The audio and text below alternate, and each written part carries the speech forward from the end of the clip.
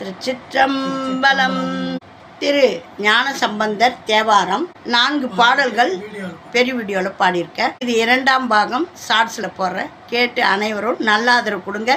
இது தேவாரம், திருவாசகம், திருப்புகழ் இப்படியெல்லாம் இருக்குதா எங்களுக்கு தெரியாது அப்படின்னு சொல்கிறவங்களுக்கும் போய் சேரணும்னு போடுற பதிவு. இதையெல்லாம் தெரிஞ்சவங்க வந்து பார்த்து குறை கூற வேணாம். லைக் பண்ணுங்கள், ஷேர் பண்ணுங்கள், சப்ஸ்கிரைப் பண்ணுங்கள், ஆல் பெல் பட்டனை கிளிக் பண்ணுங்கள், ஸ்கிப் பண்ணாமல் பாருங்கள். 1ஆம் திருமுறை திரு ஆரூர், பதிகை எண் 105, பண் வியாழக்குறிஞ்சி. இந்த வியாழக்குறிஞ்சி பண்ணில் பாடினீங்க எப்படிப்பட்ட விஷ ஜுரங்களை எல்லாம் போக்கக்கூடியது. இந்த பண் தெரிஞ்சவங்க பாடுங்க. எனக்கு பண்ணுன்னு மட்டும்தான் சொல்ல தெரியும், எனக்கு பண்ணில் பாட தெரியாது.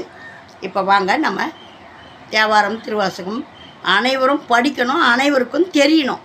ஆகையினால இந்த பதிவை போடுறேன், பார்த்து நல்லா இருக்கும்.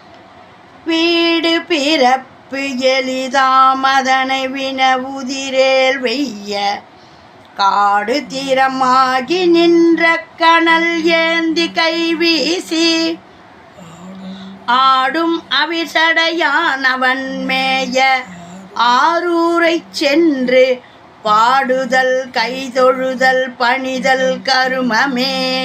பார்த்தீங்களா? வீடு பிறப்பு எளிதாம்.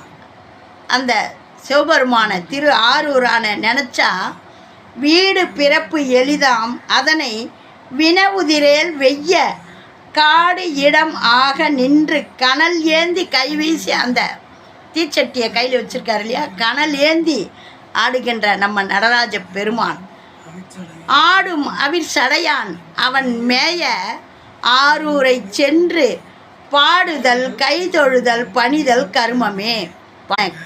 இருகரமும் கைகூப்பி தொழுங்க, இதெல்லாம் தினந்தோறும் நம்ம செய்யணும் அப்படின்றாரு. இதை செய்யறதுக்கு நம்மளுக்கு என்ன கஷ்டமாக இருக்குது? ஒன்றும் இல்லையே. நம்மளை படைச்சி காத்து அருளி நம்மளுக்கு எல்லாம் கொடுத்த அந்த இறைவனை நம்ம மறக்காமல் அன்னைக்கு அந்நாடும் நன்றி சொல்லணும். அதை சொல்கிறாரு. அருமையாக ஞானசம்பந்தருடைய தமிழை குழந்தைங்களுக்கு சொல்லி கொடுத்தீங்கன்னா கல்வி வளம் பெருகும்.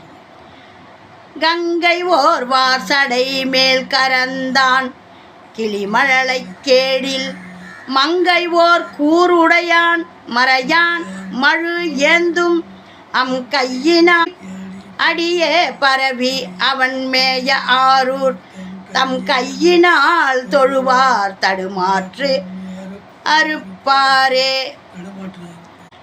அந்த கங்கையை வச்சுட்டுருக்காரு. கங்கை வார் சடைமேல் கரந்தான்